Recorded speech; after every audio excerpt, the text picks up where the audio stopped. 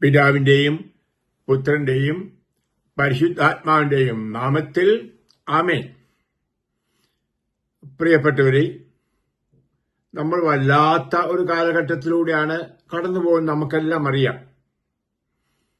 കർത്താവ് പ്രവചിച്ച ചില വചനങ്ങൾ ഈ കാലഘട്ടങ്ങളിൽ നമ്മൾ വായിക്കുകയും ധ്യാനിക്കുകയും ചെയ്യുന്നു. മത്തായിയുടെ സുവിശേഷം 24:7 നാം വായിക്കുന്നുണ്ട്, ജനം ജനത്തിനെതിരായും രാജ്യം രാജ്യത്തിനെതിരായും യുദ്ധം നടത്തുമെന്ന്. അത് പ്രിയപ്പെട്ടവരെ, ഇവിടെ രാജ്യങ്ങൾ തമ്മിലുള്ള യുദ്ധം തീരുകയാണ്. ഒരുപക്ഷെ അമേരിക്കയുടെയോ റഷ്യയുടെയോ ജർമ്മനിയുടെയോ എല്ലാ രാജ്യങ്ങളാണ്. ഈ പുറമെ കാണിക്കുന്ന പ്രഹസനങ്ങൾ, അതായത് ബോംബിടിയിലും കയ്യേറ്റവും അതിനെപ്പറ്റിയുള്ള കിംവദന്തികളും ഏറെ വീഡിയോകളും ന്യൂസുകളും എല്ലാം ലോകത്തിലുണ്ട്. പക്ഷെ ഇവരെല്ലാം ഒന്ന് മനസ്സിലാക്കണം. ഇവരെ യോജിപ്പിക്കുന്ന ഒരു അജ്ഞാത ശക്തിയുണ്ട്. അതൊരു അധോലോക ശക്തി എന്ന് ഞാൻ അതിനെ പറയും. അതുവഴിയായിട്ട് ഇവരുടെ ഉദ്ദേശം മനസ്സിലാക്കണം. ഒരു ലോകത്തിന്റെ അധികാരിയെ മുഴുവൻ ചുമതല ഏൽപ്പിച്ച് നാമെ പരാജയപ്പെടുത്തുവാനാണ്. നമ്മൾ മനസ്സിലാക്കണം, നമ്മൾ 2 തെസ്സലോണിക്കാർക്ക് എഴുതിയ 2-ാം ലേഖനം അധ്യായം 2:7 പറയുന്ന പോലെ അരാജകത്വത്തിന്റെ ഒരു ശക്തി ആരിവിടെ ഈ ബഹളമെല്ലാം വയ്ക്കുന്നു. ഈ ട്രംപും അല്ലെങ്കിൽ ഈ പുടിനും ഇവെല്ലാം നടത്തുന്ന ഈ യുദ്ധങ്ങളും എല്ലാം ഒരു വലിയ അരാജകത്വം നടത്തുകയാണ്. ഇനി ഇവിടെയെല്ലാം നമുക്ക് കാണാൻ സാധിക്കും, ഇതിന്റെ പിന്നിൽ പ്രവർത്തിക്കുന്ന ഒരു വലിയ ശക്തി വ്യാജമായതിനെയെല്ലാം വിശ്വസിക്കുവാൻ പ്രേരിപ്പിക്കുന്ന ഒരു മിഥ്യാബോധം മനുഷ്യരിൽ അത് വെച്ചു കൊടുക്കുന്നു. അതും തെസ്സലോനിക്കക്കാർ എഴുതിയ ലേഖനം 2-ാം തെസ്സലോനിക്ക അധ്യായം 2:11 പറയുന്നുണ്ട്. ഈ മിഥ്യാബോധം കൊണ്ട് മനുഷ്യനെ മയക്കുകയാണ്. മനുഷ്യൻ ഭയപ്പെട്ടിരിക്കുന്നു. അവന്റെ ആത്മീയ ശക്തിയും എല്ലാം പ്രതിരോധ ശക്തിയെല്ലാം ഇല്ലാതാക്കുക. എന്നിട്ട് ഈ ലോകത്തെ മുഴുവനും ഒരു ലോകാധികാരി, അതാരാ നമുക്കറിയാം, പിശാചാണ്, അവന്റെ കീഴിൽ കൊണ്ടുവരിക. ഇതാണ് ഉദ്ദേശം. പണ്ടൊക്കെ നമ്മൾ പറയുന്ന പോലെ ഭരണകക്ഷിയും അതുപോലെ തന്നെ പ്രതിപക്ഷവും ഒന്നിച്ചേർന്ന് കാപ്പി കുടിക്കും. സ്റ്റേജിൽ വരുമ്പോൾ പരസ്പര വിരുദ്ധം പറയും എന്ന് പറഞ്ഞ പോലെയാണ് ഇന്നത്തെ ലോക നേതാക്കൾ എന്ന് മനസ്സിലാക്കണമേ.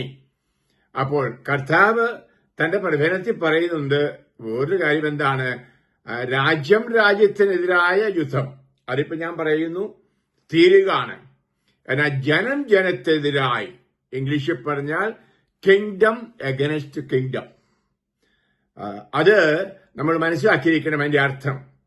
അതായത് തിന്മ നിറഞ്ഞ ഒരു ജനതതി.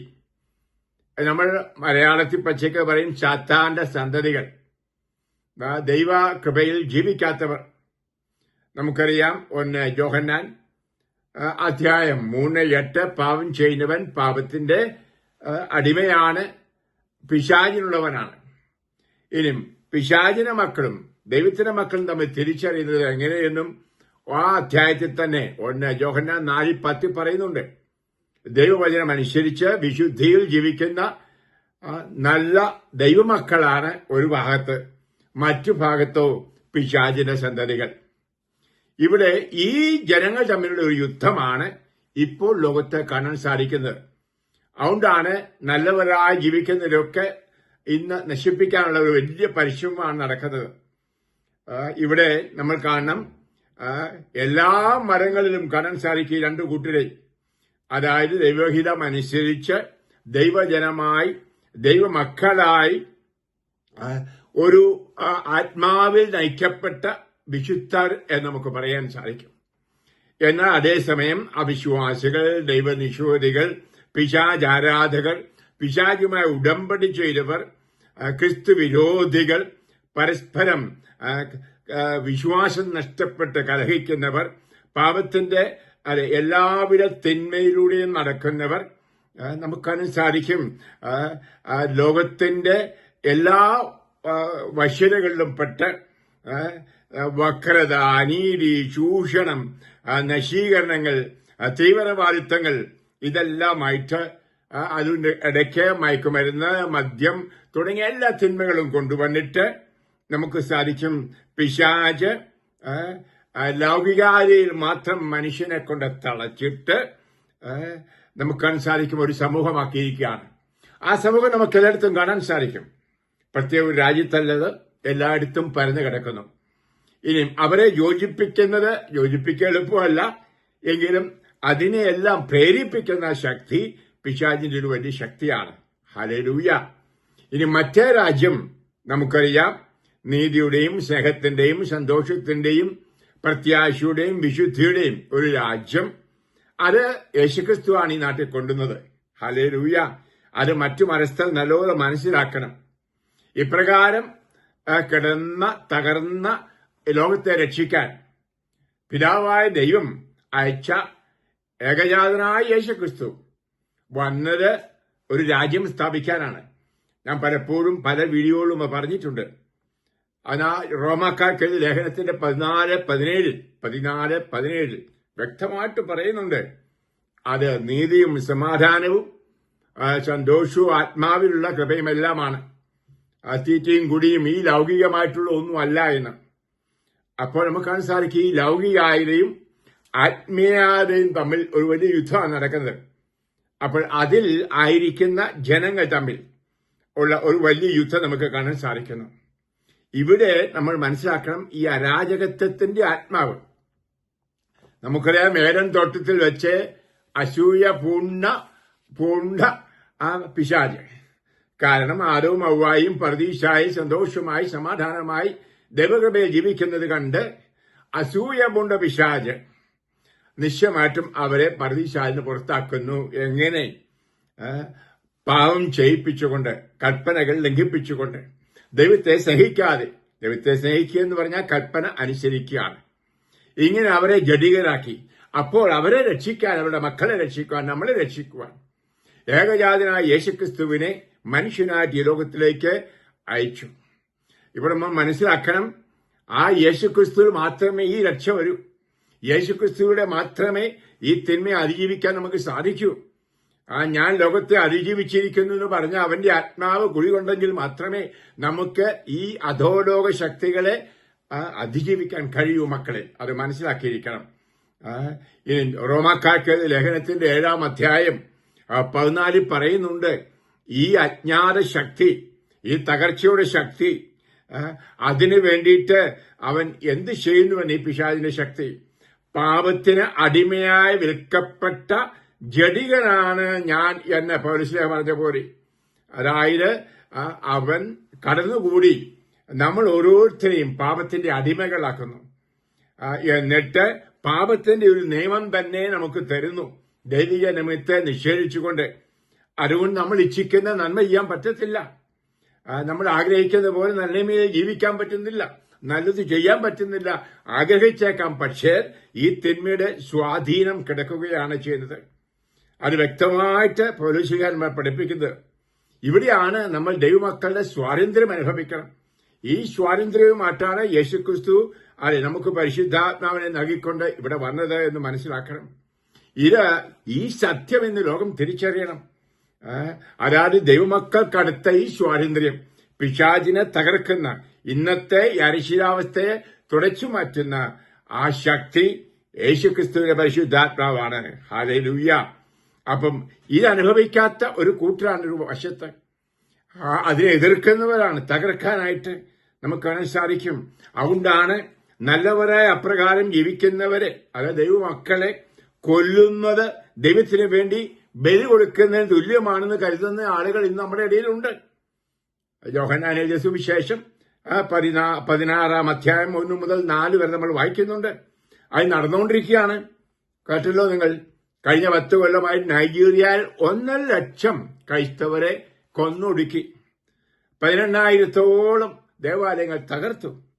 എന്നിട്ട് ഈ പറയുന്ന ഈ വലിയ പ്രസിഡന്റന്മാരോ ഈ പറയുന്ന ഭീം പഠിക്കുന്ന തമ്പോ അല്ലെങ്കിൽ ഈ പുട്ടിനോ ഇവനൊക്കെ ക്രിസ്ത്യാനി എന്നൊക്കെ പറയുന്നു.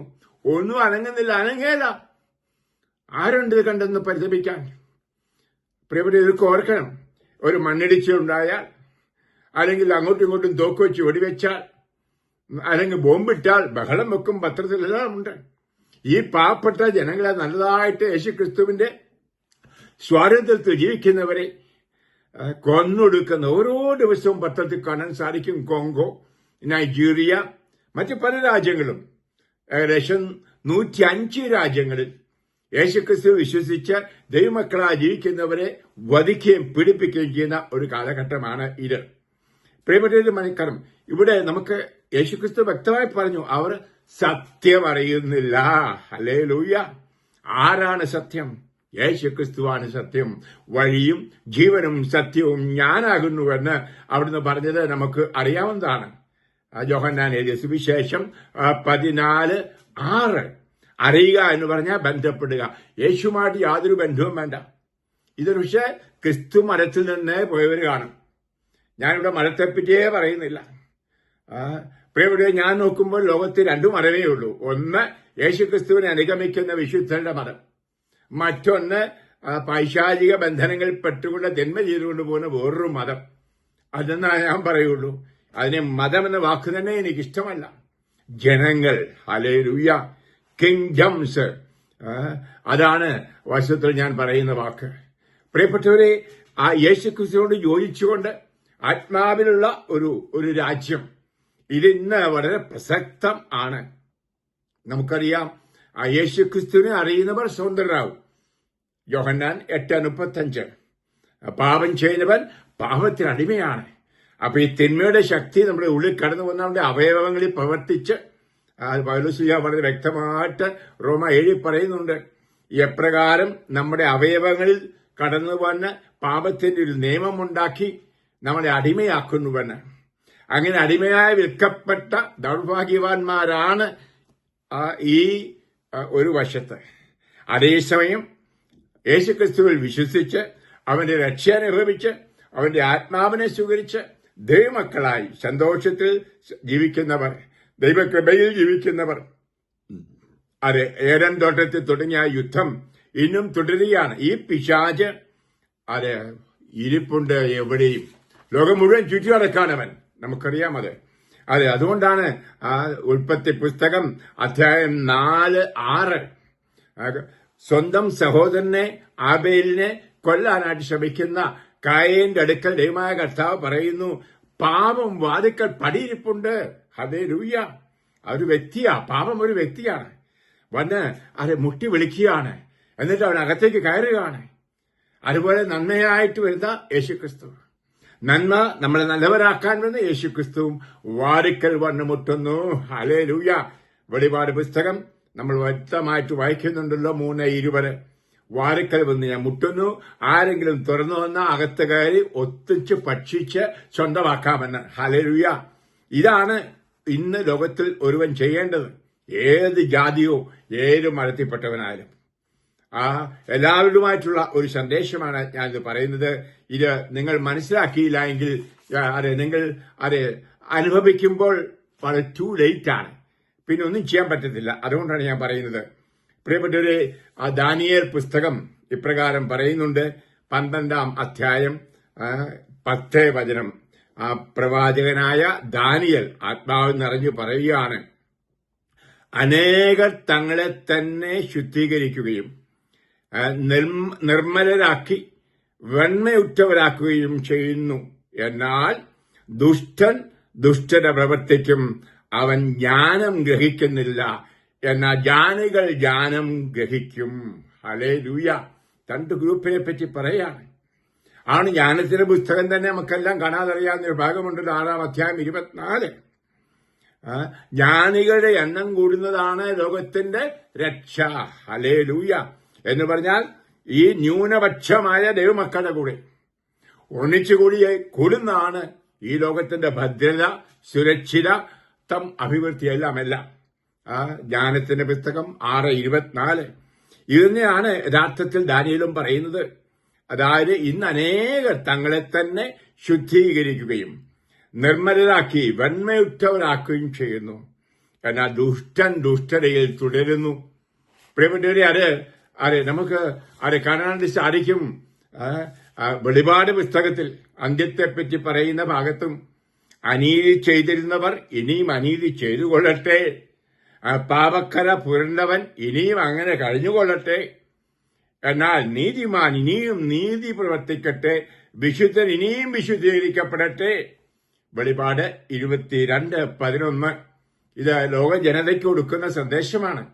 നീ തിന്മയിലാണോ? നീ കള്ളുകുടിയും പെണ്ണുപിടിയും കൊലപാതകവും അശുദ്ധിയും മ്ലേച്ഛതയും അതുപോലെ തന്നെ ഇന്നത്തെ ഈ യന്ത്രങ്ങൾക്കെല്ലാം അടിമപ്പെട്ടുകൊണ്ട് ദൈവത്തെയും ഉപേക്ഷിച്ച് ഒരുപക്ഷെ പിശാചിനെയും ആരാധിച്ചു നടക്കുന്നുവോ, തുടർന്നുകൊള്ളൂ. നീ നാശത്തിലേക്ക് പോകുന്നു. നീ പോയി ഇവിടെ വെച്ച് തന്നെ. എന്നാൽ വിശുദ്ധരായി ജീവിക്കുന്നവർ കൂടുതൽ വിശുദ്ധിയിലായിരിക്കട്ടെ, നീതിയിലായിരിക്കുന്നവർ കൂടുതൽ നീതിയിലായിരിക്കട്ടെ. നമുക്കറിയാം, മത്തായിയുടെ സുവിശേഷത്തിൽ തന്നെ 24-ാം അധ്യായം രാജ്യങ്ങൾക്കെതിരായി എന്ന് പറഞ്ഞാൽ ജനങ്ങൾക്കെതിരായി ഈ യുദ്ധം ചെയ്യുന്ന കാലഘട്ടത്തിൽ 4 ദിക്കുകളിൽ നിന്നും അവന്റെ തെരഞ്ഞെടുക്കപ്പെട്ടവരെ ഒരുമിച്ച് കൂട്ടും. മത്തായി 24:31. ഹല്ലേലൂയ. ഈ തെരഞ്ഞെടുപ്പാ നടക്കുന്ന ഈ കാലഘട്ടം. ഇവിടെ മനസാക്ഷിയിൽ നമ്മൾ കൈകൾ വെച്ച് മനസാക്ഷി പരിശോധിച്ച് നോക്കണം. ഞാൻ തെരഞ്ഞെടുക്കപ്പെട്ട ജനത്തിന്റെ കൂടെയാണോ? ഹല്ലേലൂയ. ഇനിയും നമ്മൾ അങ്ങനെ ജീവിക്കുമ്പോൾ ഈ ലോകം ഇപ്പോൾ തിന്മയുടെ ആധിപത്യത്തിൽ കിടക്കുന്ന, തിന്മയുടെ അധികാരിയായ പിശാച് ഭരിക്കുന്ന ഈ ലോകത്തിൽ ഒരുപക്ഷെ അവർക്ക് നമ്മളെ പുച്ഛമായിരിക്കാം. അതുകൊണ്ടാണ് നമ്മൾ വായിക്കുന്നുണ്ട് ഹെബ്രായർ 11:38. അവരെ സ്വന്തമാക്കാനുള്ള യോഗ്യത ലോകത്തിന് ഇല്ലാതാവും. ഹല്ലേലൂയ.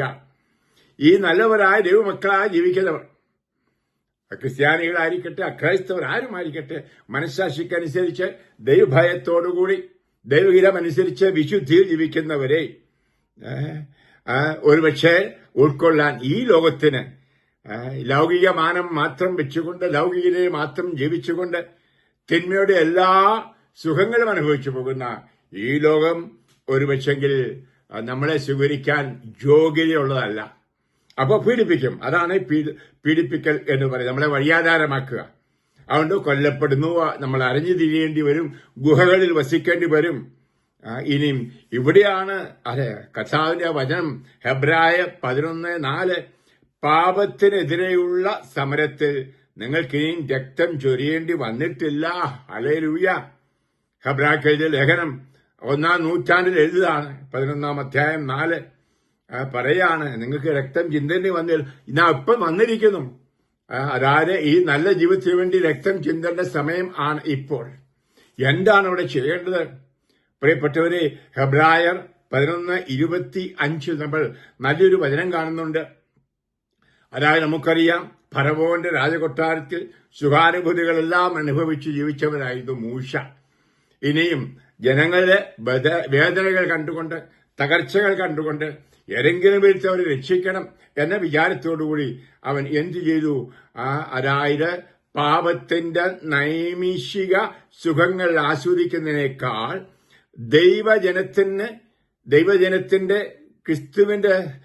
ദൈവജനത്തിന് വേണ്ടി ക്രിസ്തുവിനെ പ്രതി സഹനങ്ങൾ ഏറ്റെടുക്കുവാൻ മൂശ തയ്യാറായി. എന്ന് പറഞ്ഞാൽ യേശു ജനിക്കുന്നതിനും 1200 വർഷങ്ങൾക്ക് മുമ്പ് മൂശ ആത്മാവിൽ യേശുവിനെ ദർശിച്ചു. ഹല്ലേലൂയ. അപ്പോൾ യേശുവിന് സഹനത്തോടുകൂടി അവന് സഹനങ്ങൾ വയ്ക്കുകയാണ്. എന്തിന്? ഈ ജനത്തെ രക്ഷിക്കുവാൻ. അപ്പോൾ ഇതാണ് നമ്മൾ ഇന്ന് ചെയ്യേണ്ടത്. പ്രിയ ക്രൈസ്തവരെ, യഥാർത്ഥത്തിൽ ദൈവ ജനമേ, അതായത് ദൈവത്തെ സ്നേഹിച്ച് രക്ഷ പ്രാപിച്ചവർ ഇന്ന് ചെയ്യേണ്ടത് അതാണ്. പ്രസംഗത്തിലൂടെയും ജീവിതത്തിലൂടെയും എല്ലാം നമ്മൾ കാണുന്നത് ഈ അദൃശ്യനായ ദൈവം. നമ്മൾ ക്രിസ്ത്യാനികൾക്കറിയാം, വെറും അദൃശ്യനല്ല, ഇന്ന് ദൃശ്യനാണ്. തൊടാം, ഭക്ഷിക്കാം, പാനം ചെയ്യാം വിശുദ്ധ കുർബാനയിൽ. എങ്കിലും എല്ലാവർക്കും ആളുടെ ഉപദേശത്തെ ഞാൻ പറയുന്നു, അദൃശ്യനായ ഒരു ദൈവം നമ്മുടെ കൂടെയുണ്ട് എന്ന്. ആ ദൈവത്തിന് നമ്മുടെ സഹനങ്ങൾ സഹിച്ചുകൊണ്ട് വ്യക്തിപരമായിട്ടുള്ളത്, കുടുംബപരമായിട്ടുള്ളത്, സമൂഹപരമായിട്ടുള്ളത്, എന്നിട്ട് ഈ ലോകത്തിൽ നൈമിഷിക സുഖങ്ങൾ അനുഭവിക്കാതെ യേശുക്രിസ്തുവിന്റെ ആ കുരിശിലെ സഹനങ്ങളോട് ചേർത്ത് വെച്ചുകൊണ്ട് മറ്റുള്ളവരുടെ സഹനങ്ങളെ മാറ്റുവാൻ, അവരെ മാനസാന്തരപ്പെടുത്തുവാൻ എന്ന് പറഞ്ഞാൽ ഒരു മരത്തിലേക്ക് ചേർക്കാനല്ല, മാനസാന്തരപ്പെടുത്തുവാൻ. കർത്താവ് പറഞ്ഞ പോലെ മാനസാന്തരപ്പെടുവിൻ, ദൈവരാജ്യം സമീപസ്ഥമായിരിക്കുന്നു, അവന്റെ സുവിശേഷത്തിൽ വിശ്വസിക്കുവിൻ. മർക്കോസ് 1:15. ഇതാണ് ലോകത്തുള്ള എല്ലാവരും ഇന്ന് ചെയ്യേണ്ടത്. പ്രിയപ്പെട്ടവരെ, ഈ ദൈവത്തോടുകൂടി ആയിരിക്കുവാൻ നമുക്ക് എന്താണ് ചെയ്യേണ്ടത്? വിശുദ്ധരായി ജീവിക്കണം. വിശുദ്ധരായി ജീവിക്കുക എന്ന് പറഞ്ഞാൽ വിശുദ്ധനായവനോടുകൂടി ഒന്നായി തീരുക. ആരാണ് വിശുദ്ധൻ? ദൈവം. ആ ദൈവം മനുഷ്യനായി വന്ന യേശുക്രിസ്തുവാണ് ഏക വിശുദ്ധൻ. അവിടുത്തോട് ഐക്യപ്പെടുക. അതിനാണ് ക്രിസ്ത്യാനികൾ മാമോദീസ സ്വീകരിക്കുന്നത്. റോമാക്കാർക്ക് ലേഖനം 6:3. അവനോടുകൂടി ഐക്യപ്പെടാൻ. ഇനി ഇത് പള്ളിയിൽ പോയി മാമോദീസ മേടിക്കേണ്ട, ആഗ്രഹത്താൽ മതി. സഹനങ്ങളെല്ലാം അവിടുത്തോട് സമർപ്പിച്ച് യേശുക്രിസ്തു ഇന്നും ജീവിക്കുന്നതും വിശ്വസിച്ചുകൊണ്ട്. ഇനി അതിന് ഏറ്റവും ആവശ്യം വിശുദ്ധിയാണ് ആവശ്യം. ഹൃദയ വിശുദ്ധി. ഹല്ലേലൂയ. അതുകൊണ്ടാണിത് മലയിലെ പ്രസംഗത്തിൽ വെച്ച് കർത്താവ് വളരെ വ്യക്തമായിട്ട് പറഞ്ഞു, ഹൃദയ വിശുദ്ധിയുള്ളവർ ഭാഗ്യവാന്മാർ, അവർ ദൈവത്തെ കാണും. മത്തായി 5:8. ഹെബ്രായർ 12:14. ഹെബ്രായർ 12:14. വിശുദ്ധി കൂടാതെ അവിടുത്തെ ദർശിക്കുക സാധ്യമല്ല. ദൈവദർശനം വേണം. ഈ ലോകത്തിൽ ആയിരിക്കുമ്പം ദൈവത്തെ മുന്നിൽ കണ്ടുകൊണ്ട് ഒരു ദൈവജനമായി മാറണം. നീ ഏത് ജാതിയോ മതമോ ഏത് നാട്ടിലുള്ളവരോ ഏത് ഭാഷക്കാരനോ ആയിരിക്കട്ടെ, ദൈവത്തിന്റെ പക്ഷത്താവുക. ഈ കാലഘട്ടത്തിൽ തിന്മയ്ക്കെതിരായി പോരാടുക, തിന്മയിലാകാതിരിക്കുക. അതുകൊണ്ട് നമുക്ക് ശക്തിയുള്ളവരും ധൈര്യമുള്ളവരുമായിരിക്കാം ഈ അവസരത്തിൽ. കർത്താവ് പറയുന്ന വചനം ഹെബ്രായ 12:12 പറയുന്ന പോലെ, തളർന്ന കൈകളെയും ബലമില്ലാത്ത കാൽമുട്ടുകളെയും ശക്തിപ്പെടുത്തുവിൻ. മുടന്തുള്ള പാദങ്ങൾ സന്ധി വിട്ടു പോകാതിരിക്കാനായിട്ട് ശ്രദ്ധിക്കുവിൻ. അവയ്ക്കെല്ലാം ശക്തി കൊടുക്കുക എന്ന് പറഞ്ഞാൽ നമ്മൾ കർത്താവ് യേശുക്രിസ്തുവിൽ വിശ്വസിച്ച് കരുത്തുള്ളവരായിരിക്കണം. അവിടുത്തെ സ്നേഹിച്ചുകൊണ്ട് അവിടുത്തോടൊരുമിച്ച് ജീവിതയാത്ര ചെയ്യണം. പ്രിയപ്പെട്ടവരെ, എങ്കിൽ മാത്രമേ നമുക്ക് ഒരു വിജയം ഭാവിയിൽ ഉണ്ടാവൂ. ഈ യുദ്ധങ്ങൾ തീരും. ഹല്ലേലൂയ. ആന്തരിക യുദ്ധം ഇപ്പൊ നടന്നുകൊണ്ടിരിക്കുകയാണ്, ഈ അധോലോക യുദ്ധം. ഇവിടെ നമ്മളാണ് തീരുമാനമെടുക്കേണ്ടത്. ഏത് സൈഡിൽ നിൽക്കുന്നു? ഇനിയും ഒരു കാര്യം ഞാൻ സുനിശ്ചിതമായിട്ട് പറയാം, വിജയം പ്രാപിക്കുന്നത് നല്ലവരായിരിക്കും. തെരഞ്ഞെടുക്കപ്പെട്ടവർ എന്ന് പറയും. ദൈവമക്കളുടെ വിജയം അതായിരിക്കും പുതിയ ആകാശം, പുതിയ ഭൂമി എന്ന് കർത്താവായ യേശുക്രിസ്തു വെളിപാട് പുസ്തകത്തിൽ വളരെ മനോഹരമായിട്ട് 21-ാം അധ്യായത്തിൽ നമ്മളെ പ്രബോധിപ്പിക്കുന്നതും പഠിപ്പിക്കുന്നതും. ഒരു പുതിയ ആകാശവും പുതിയ ഭൂമിയും ഞാൻ കണ്ടു. ആദ്യത്തെ ആകാശവും ആദ്യത്തെ ഭൂമിയും കടന്നുപോയി, കടലും അപ്രത്യക്ഷമായി. വിശുദ്ധ നഗരമായ പുതിയ ജെറൂസലം ഭർത്താവിനായി അണിഞ്ഞൊരുങ്ങിയ മണവാട്ടിയെപ്പോലെ സ്വർഗത്തിൽ നിന്ന് ദൈവസന്നിധിയിൽ നിറങ്ങി വരുന്നത് ഞാൻ കണ്ടു. സിംഹാസനത്തിൽ നിന്ന് വലിയൊരു സ്വരം ഞാൻ കേട്ടു, ഇതാ ദൈവത്തിന്റെ കൂടാരം മനുഷ്യനോടുകൂടെ, അവിടുന്ന് അവരോടൊത്ത് വസിക്കും, അവരവിടുത്തെ ജനമായിരിക്കും, അവിടുന്ന് അവരോടുകൂടി ആയിരിക്കുകയും ചെയ്യും. അവിടുന്ന് അവരുടെ മിഴികളിൽ നിന്ന് കണ്ണുനീർ തുടച്ചു മാറ്റും. ഇനി മരണമുണ്ടായിരിക്കുകയില്ല, ഇനിമേ ദുഃഖമോ മുറവിളിയോ വേദനയോ ഉണ്ടാവുകയില്ല. പഴയതെല്ലാം കടന്നുപോയി. ഹല്ലേലൂയ. ഇത് വരാൻ പോകുന്നു. വന്നു കഴിഞ്ഞു എന്ന് ഞാൻ പറയും, അതിവിദൂരത്തിലല്ല. പ്രിയപ്പെട്ടവരെ, ഒരുങ്ങിയിരിക്കുക. അതിനായിട്ട് ഞാൻ ഒത്തിരി സ്നേഹത്തോടെ ഒരു ജ്യേഷ്ഠ സഹോദരനായിട്ട് ഈ 80-ാം വയസ്സിൽ നിങ്ങൾക്ക് ഞാൻ ഈ സന്ദേശം തരുന്നു. ഉൾക്കൊള്ളാൻ മനസ്സുള്ളവർ ഉൾക്കൊള്ളുക. ഇപ്പോൾ നമ്മൾ കാലത്തിന്റെ ചുവരെഴുത്തുകൾ നല്ലതുപോലെ മനസ്സിലാക്കണം. ഈ ലോകം എങ്ങനെയാണ് മുന്നോട്ട് പോകുന്നത് എന്ന്. അപ്പൊ ആ തിന്മയുടെ ശക്തിക്ക് അടിമപ്പെടാതെ ജീവിക്കാം. ഒരുപക്ഷെ നമ്മളെ ആരും സ്വീകരിക്കില്ല, ആരും വകവയ്ക്കില്ല. അവരൊക്കെ നമ്മളെ നോക്കി പുച്ഛിച്ചേക്കാം, വട്ടുപിടിച്ചവരെന്ന് പറഞ്ഞേക്കാം. നമുക്കറിയാം, പ്രളയകാലത്ത് നോഹ വലിയ പേടകം പണിതപ്പോൾ അവന്റെ ആണി പോയതാണ്. എന്തിനാണ്? മഴക്കാറ് പോലും ഇല്ലാത്തടത്ത് വെള്ളപ്പൊക്കം വരുമെന്നും പറഞ്ഞുകൊണ്ട് ഇത് പണിയുന്നത് എന്ന് പറഞ്ഞ് കളിയാക്കിയെന്ന് ഓർക്കണമേ. അതുപോലെ തന്നെ സോഡോം ഗൊമോറ നശിപ്പിക്കുന്നതിന് മുമ്പ് എഴുന്നേറ്റ് മരമുകളിലേക്ക് പോകാൻ പറഞ്ഞപ്പോൾ ലോത്തിന്റെ ബന്ധത്തിൽപ്പെട്ടവരും കുടുംബത്തിൽപ്പെട്ടവരും പറഞ്ഞ എന്താണ്? ലോത്തിന് വട്ടുപിടിച്ചതാണ്, ഇതിന്റെ ആവശ്യമില്ല, മരമുകളിലേക്ക് പോകേണ്ട, ഇവിടുന്ന് സംഭവിക്കാൻ പോകുന്നില്ല. അങ്ങനെ പറഞ്ഞു നിൽക്കുന്ന ധാരാളം പേർ, തിന്മയെ മുറുകെ പിടിച്ചുകൊണ്ട് തിന്മയുടെ കൊമ്പിലിരിക്കുന്ന ധാരാളം പേര് കാണും.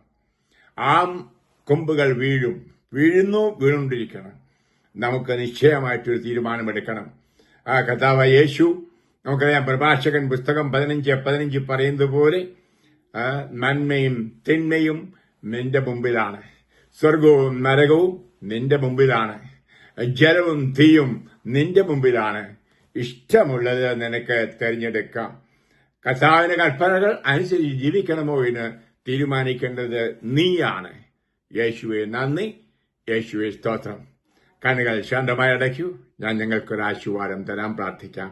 കാനുമനായ കർത്താവ്, ഈ ചെറിയ സന്ദേശം കേട്ട എന്റെ ഈ പ്രിയ മക്കളെ അങ്ങേ തിരുമാനത്തിലേക്ക് അർപ്പിക്കുന്നു.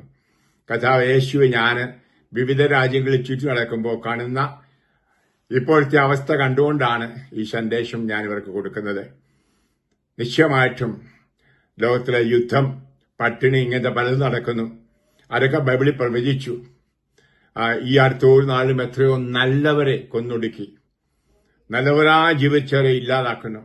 ഇത് കണ്ടുകൊണ്ടിരിക്കുന്ന ഒരു കാലഘട്ടമാണ്. അതുകൊണ്ട് ഈ യുദ്ധത്തിൽ നന്മയിൽ നിൽക്കുവാൻ, ഒരു യുദ്ധം ചെയ്യുവാൻ കർത്താവേ ഇവർക്ക് ശക്തി കൊടുക്കണമെന്ന് പ്രാർത്ഥിക്കണം. ആ നല്ലവരുടെ ഇടയിൽ ഇവർ കാണപ്പെടട്ടെ, എണ്ണപ്പെടട്ടെ എന്ന് ഞാൻ പ്രാർത്ഥിക്കുന്നു.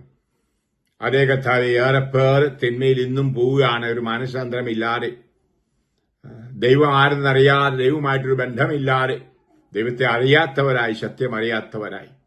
അവരുടെ ഹൃദയങ്ങൾ തുറക്കണമേ, ആത്മാവെ കടന്നു വരണമെന്ന് പ്രാർത്ഥിക്കുന്നു. ആരെല്ലാം ഈ വീഡിയോ ശ്രദ്ധിക്കുന്നുവോ അവരെയും അവരുടെ ബന്ധുമിത്രാദികളെയും കുടുംബത്തെയും കർത്താവെ അങ്ങേക്ക് സമർപ്പിക്കുന്നു. അവരോരോരുത്തരും വിശുദ്ധരായി ജീവിക്കുവാനുള്ള കൃപ കൊടുക്കണമെന്ന് പ്രാർത്ഥിക്കുന്നു. ഓരോരുത്തരും വിശുദ്ധരായിരിക്കുക എന്നുള്ളതാണല്ലോ അങ്ങയുടെ ഹിതം. അങ്ങയോട് ഐക്യപ്പെട്ടാലേ ആ വിശുദ്ധി പ്രാപിക്കൂ, അങ്ങയെ ദർശിച്ചാലേ അത് സാധിക്കുകയുള്ളൂ. കർത്താവ് ഇവരെ ആശീർവദിക്കൂ, അനുഗ്രഹിക്കൂ, കൃപ ചെയ്ത് അനുഗ്രഹിക്കൂ. പിതാവിന്റെയും പുത്രന്റെയും പരിശുദ്ധാത്മാവിന്റെയും നാമത്തിൽ ആമേൻ. Praise the Lord. ഹല്ലേലൂയ.